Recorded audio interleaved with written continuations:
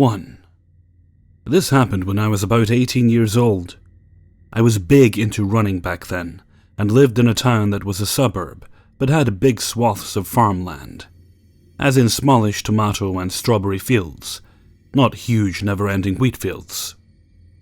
I preferred running on the dirt at the edges of these fields because it was a lot easier on my legs than running long distances on concrete or asphalt. And I was usually training for half marathons, 13.1 miles for those who aren't insane enough to think running is fun. This particular day, I was planning to run an easy 6 miles. I told my mom, and she suggested I do a loop and meet them at the dog park about 3 miles from our house as my halfway point. This is pre-cell phone era, when all the craziest shit went down, but being careful, I took a walkie-talkie my dad always used, and my mom took the other one. Now, the walkie-talkie had a range longer than the ones my brothers and I played around with when we were younger, but it definitely did not work 3 miles away, and I honestly had no idea what its exact range was. So I take off on my run. I'm planning to go on the sidewalk for a little bit, until I get to the fields. I think it was lettuce or something then, but short, small plants. I'm running in the dirt with the road a few yards to my left. I have to run south and then turn right onto a slightly smaller, less traveled road to get to the dog park. As I'm running on the first dirt part, my parents drive by and, being dorks, they honk and wave and yell at me.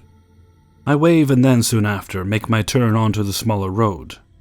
This one is road, me on flat dirt, small drainage ditch, forever of lettuce field, then a wall that is the backyard of some houses. I start noticing how quiet this street is, and how few cars are passing me. Then I randomly start thinking to myself, if someone tried to do something, I could run to those houses. No, they're so far away I'd never make it.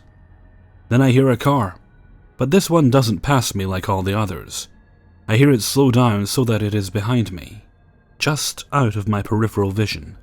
My senses go super alert, and I immediately realize what a dumbass I was to pick this route, because I'm stuck out here with no one to help me, and nowhere to hide. The car starts speeding up so that it's next to me, and I glance over and see a man, middle-aged, white, dark hair, totally normal looking. But I get a chill down my spine immediately. He sort of leans over into the passenger seat and says in a super sweet voice, "Hi, where are you going? Do you need a ride?" I'm scared and I realize this is not good. Admittedly, nothing has happened yet, and he could be totally innocently just wanting to chat. But my intuition is in overdrive, telling me I'm not safe. I hop over the ditch, thinking at least that will make it harder for his car to follow me if I need to take off across the field to try and make it to those houses in the distance. This pisses him off. He guns it, and gets closer to the ditch and in front of where I am. And then he says in a voice I can only describe as bone-chillingly evil, "You know you shouldn't be out here all alone. Something horrible could happen to you out here, and no one would ever know where to find you." He has put his car in park and is taking off his seatbelt when I remember the walkie-talkie. The piece of crap is all static because I'm too far away, so I immediately turn down the volume and say loudly, "Hey, Dad, yeah, I see your car. I'm over here by this red Buick. Do you see me?" Fake wave to no one. There was no car coming from the direction my parents were, and when I had started talking there was no one behind us either. But by the grace of the universe, at that exact moment, a car turned onto the road. The guy saw it, looked at me, and sped off so fast he left skid marks. I have never run faster in my life, and I was looking behind me every few seconds, and thought he'd be waiting for me at every intersection I had to cross. I was shaking, I was so scared, and relieved when I got to that goddamn dog park. I told my parents everything, and my mom called the cops. They took a statement, but said it would just help if something actually happened to someone else. The weird part was, I was having trouble getting my story out. I was so upset. And before I gave a description of the car, the cop asked, "Was it a red Buick?"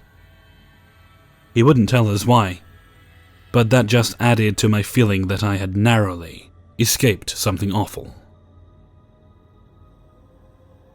2. Let me give some backstory. Last Monday, the 13th, I had my wisdom teeth removed. Before that, I had a cavity in one of them that caused excruciating pain to radiate in the entire right side of my face. Within this past month, I've been on 2 prescription pain medications. This is the first time I've ever required them. And it turns out that prescription-grade pain medication messes heavily with my anxiety. I've been paranoid all morning. There's been sounds all through my apartment, in the attic, and from empty Oreo packs, etc. It's been just over a month since I moved in with my boyfriend, and my paranoia wasn't terrible until the pain meds. But with him having a set schedule job, and me not having one, I work retail, the schedule is a week-by-week play. Being home alone in the morning some days since my extraction have been hell, especially when I've been reading these stories. So I started out today paranoid, trying to do schoolwork, chores, anything I can to distract myself and make time pass. Finally 3 o'clock hits and I go, fuck it, I can't be in this house any longer right now. I need to go get that baking pan for dinner tonight anyway. So I get up, I change out of my sweats into some jeans, and I leave. No makeup, hair only brushed. It's nice weather outside and my body is weird with heat, so I sweat a little on my drive. I get to Walmart, Walmart, and I go in, saying hello to a greeter and grabbing a basket, then going to the home goods. I'm on the hunt for a baking pan, but I pause in an aisle that has cutting boards because I am unsure if my boyfriend had one. He moved down here from another state some months ago, but didn't do much hardcore cooking, so I start looking at those. Out of the corner of my eye, I see someone with a cart coming into the aisle. Due to how I was raised, and also just wanting to be polite, I live in a more southern state in the US. We're all kind of polite here, or fake being polite. I look up and start moving closer to the shelves. It's an older man, to me, an 18-year-old female, in his 40s or 50s, and he's looking right at me. "Excuse me, has anyone told you that you're beautiful today?" His tone seems sincere enough, but it throws me off. "My boyfriend has," I respond, almost a reflex. I don't want to get into a conversation with this dude. A brief flash of disappointment crosses his face, and he breaks eye contact with me, instead looking in the direction his cart is facing. "Well, now you've been told twice," he says, starting to move along. "I have," I respond, as chipper as ever. "Thank you." He moves down the aisle, and I take one last glance at the cutting boards before I decide to move on to find the baking pan. To my luck, they're in the next aisle. I needed a specific size, so I go on the hunt for it, looking intently, picking up different pans, comparing prices. Then I see a cart coming from right down the aisle. I look up, a bit stunned to see it's the same older man. I try not thinking anything of it, making eye contact again and giving a half-hearted smile before looking back at the pans. He browses, then seems to pause almost right behind me. I'm intensely uncomfortable, so I grab a pan that seems like it would fit my needs, then leave the aisle. Something in me, a mix of my desire for a cutting board and the curious part of me wondering if I was being rational in my thinking of this guy being a creeper, decided to stop again in the cutting board aisle, the one where the dude told me I was beautiful. Lo and behold, as I'm looking again at the cutting boards, from the aisle mouth closest to me, the dude comes down. I look at him again, then go back to looking at the cutting boards. He walks down the aisle. I choose a cutting board, decide to have a glance at the knives above them, and I see from the corner of my eye this guy turning his cart around and coming back toward me. I look more intensely at the knives now. I pick them up, looking them over, wanting him to see just what I'm looking at, because I can feel his eyes on me. He's moving slowly. His cart gets right behind where I am standing and pauses.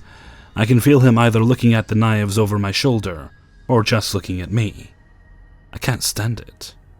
I put a knife quickly in my basket and I dart off, not looking back. I ended up going to the self-scan at the other end of the store, then where I was parked, and took the long way out to my car just in case. I'm still not sure if I was just being paranoid, or if I had a reason to be freaked out, but seriously. Older man from Walmart. Let's never meet again. Edit. As someone who studied psychology avidly as a pastime for many years, I would like to tell you that most creeps have some kind of mental disorder, and if that mental disorder is strong enough, yes, there will be a display of aggression in even the most public of places if they are tipped over the edge. And if he was in stable mind, any human with good intentions, especially an older man who just complimented a young female in a situation where she is alone, would either A, attempt to lighten the situation with further talk that is ranging away from the compliment, or perhaps even just expand in a friendly manner. Has anyone told you you're beautiful today? Your hair looks very nice. Or something along the line. Or maybe they would think of a relative that would be in that situation and use their right mind to realize that going back to each aisle the female is in and hovering over her, even if you are looking at the items, is a little creepy. There was no excuse me to look at an item. In fact, I went out of the cutting board aisle and returned to it. If he had something he was actually looking for in the aisle, he had the opportunity to look, uninterrupted, and without another being in that aisle. He grabbed nothing from either aisle each time, not to mention that there was not another person around, because this happened on a Tuesday when few people were off work, or school yet. Yes, I have thought all of this through. I was paranoid as shit that day, and I didn't want to just accuse the dude of anything. No one deserves to be wrongfully accused of anything. But you were not there in the situation, and you only have the information that was provided with the post. Please educate yourself further on the mental states of individuals who do try to creep on girls. Look at all the examples of them. Realize that some of them snap. You can never tell which one of them will, and if they do, you never know when they will. Thank you, and have a nice day. 3. This all started in 8th grade, when I used to play a game called World of Warcraft. For those of you who don't know what that is, it's an MMORPG, or massively multiplayer, online role-playing game. Basically, you can play with millions of people in real time, and it's quite a social game, especially for younger players. Around that time, I was 13 years old. I was more mature for my age, but still definitely naive. I never even realized how creepy my friendship was with this person until I was a few years older. So, back then, when I played WoW, I was hardcore. Like sit for 8 hours straight, get up, and your ass is numb hardcore. I had a few friends in real life, but WoW is where I was popular. I became a social butterfly within minutes of meeting anyone, and most people liked me. In fact, quite a few people had crushes on me. Now, I use the term mildly, because what I personified in the game was nowhere near what I was in real life. Not that I completely faked myself, but when you're young and behind a screen, it's typical to be more confident and outgoing. I had my main circle of friends, which consisted of about 5 or 6 people.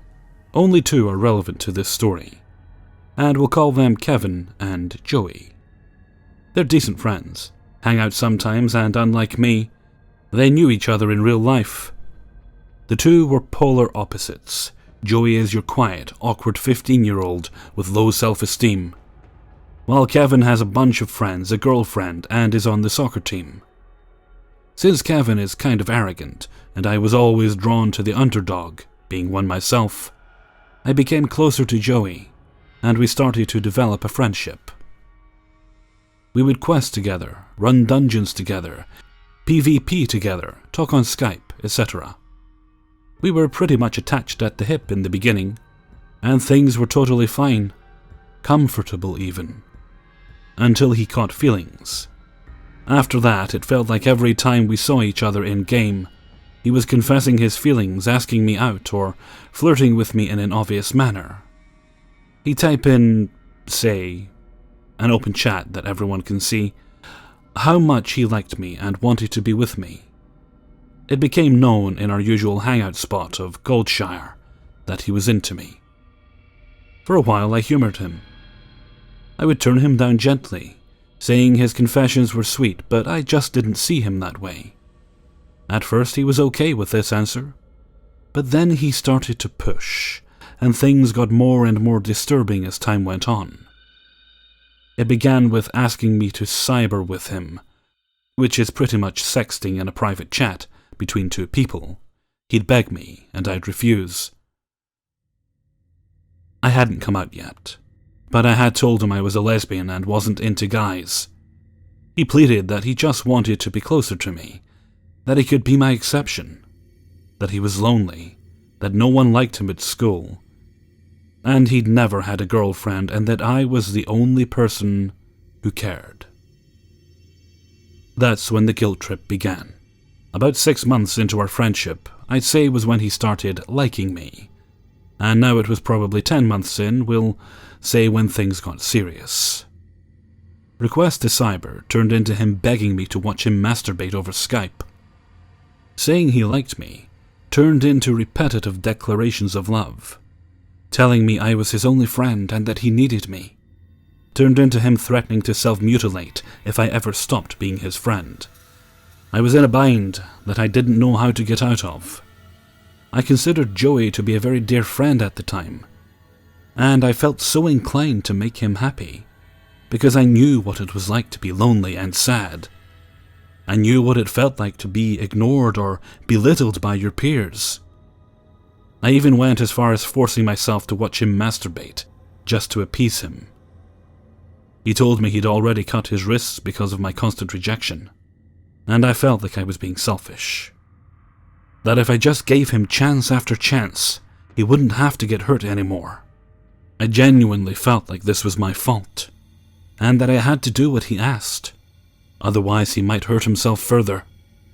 I was young, I was stupid, and I didn't see the harm in what I was doing. Back then it didn't feel like I was leading him on. I had explained that I only watched him to make him feel better. I told him constantly that I wasn't interested in him romantically or sexually, and I always insisted that he make other friends and socialize with people besides Kevin and I. In hindsight, though, allowing him to take advantage of me, it may have seemed like I did have feelings for him. A few times I told him I loved him out of sheer guilt because he threatened to commit suicide. I couldn't leave. I couldn't stop being his friend. I couldn't move on. I wanted to for a long time. But what if he really did it? What if he ended his own life because of me? I couldn't handle the idea of having someone else's blood on my hands, let alone a friend. And over something as silly as a crush. As someone who suffers from depression and had contemplated suicide in the past, I could not ignore his plea for help.